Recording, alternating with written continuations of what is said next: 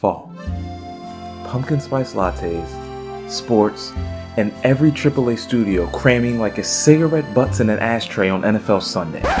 Now that it's that time of year, corporations are licking their chops at the holiday season revenue that's coming up this fall. The people at IGN have put a pretty extensive list of all the projects coming out this fall. And let me tell you, there's some real heat on the way. Now, I'm only gonna look at fall of 2022 because if I were to look any further, I would probably spontaneously combust from Gamer's Paradise. Welcome to the Crash Show. Take 2. First on the list is the highly anticipated Overwatch 2. This game, when it came out, I was pretty young for it, but this game introduced the world to like esports competition. This was like Fortnite before Fortnite. I'm excited to play this game. I'm gonna try this game. I never played the first one, but that even gives me even more of an excuse to play this one. Now, what I heard about it is not much. I didn't even know it was coming. But one thing that I did hear about it was something about you have to play like 100 matches before you're able to unlock all the original characters, which is okay because in terms of a free-to-play game and unlockable characters, there's much crummier ways to unlock those characters. The next game is called A Plague Tale Ragnarok. The next game is Mario plus Rabbids.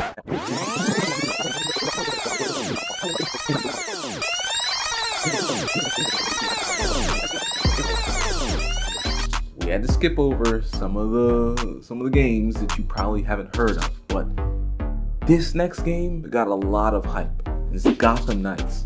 This game revives the Arkham series, but this time Batman is dead. The original Arkham series was one of the best video game series of all time. Each game came with its own heat, and it all culminated with a really good third run. If you 100% completed the game, obviously Batman blows up,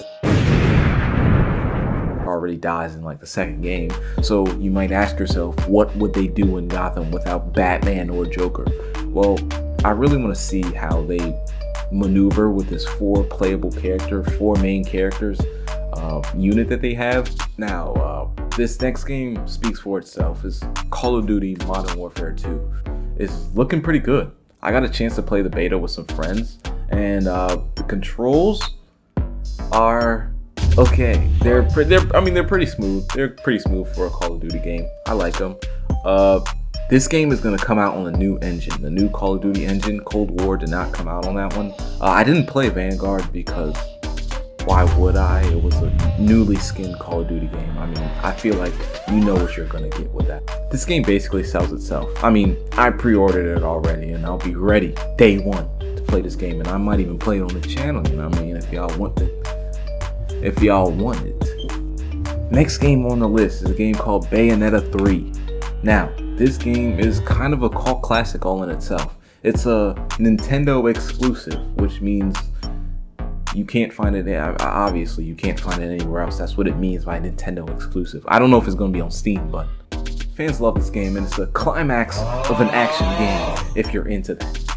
So expect big poses and even bigger climactic fights. This next game, Skull and Bones, was a game that I was mad hyped for. I've always wanted a pirate game, not an Assassin's Creed pirate game, not a cartoony pirate game like Sea of Thieves. I'm talking about a real life pirate game that was meant to be a pirate game from the start. But they pushed it all the way back to March 9th, and I did not know that until I started researching for this video. So we will not be seeing it, but I'm mad hyped for this game, and I'm definitely gonna be playing on the channel. But now that that's gone, I have to find a new game to play for the fall. So y'all just let me know what y'all want to see. Next game up is Sonic Frontiers. Could either be Sonic 06 or Sonic Adventure 2. Two far away games on the spectrum of games. One, Sonic was making out with teenage human being girls. The other had you running down San Francisco, being chased by fire trucks, and it was the most exhilarating thing a 7-year-old could ever experience. This game looks amazing. The landscapes are beautiful. They've kept this game under lock and key though. They barely showed it. I didn't even see Sonic's character model until a couple weeks ago. I don't know if it's a soft reboot for the series, a hard reboot for the series, or if they're just starting over plain, but this game has the same skeleton of other Sonic games. The Nintendo Switch is a pretty powerful console, and I'm really excited to see what it can bring for a Sonic game. Now, God of War God of War is probably the most hyped game out of this whole list, even more than Call of Duty. I don't need to explain this game. It's got a dog in it. It's got teenage Loki, or teenage Atreus, whatever you want to call it. I got 4 words for you. Big, snowy, mad hype. That's all you need to know for this game. Pre-order it now. It's going to be a masterpiece. Maybe even Game of the Year. God of War can definitely take over that Game of the Year award. This last one is probably my favorite game on this whole list. Pokemon Scarlet and Violet.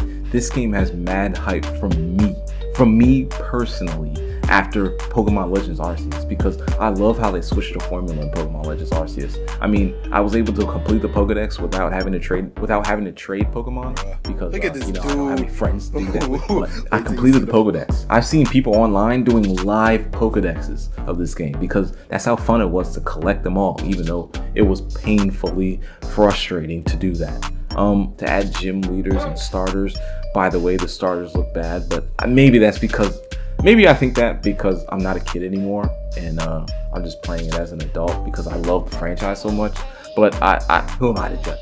So yeah, that's all the games coming out for fall of 2022. All I can say is mad hype. There's some real heat on this list. If you like this video, please like, please comment, please subscribe, because the gaming scene is gonna be lit, and we gonna be lit right with it. So, signing off on The Bread Show, and thank y'all for tuning in. Peace out.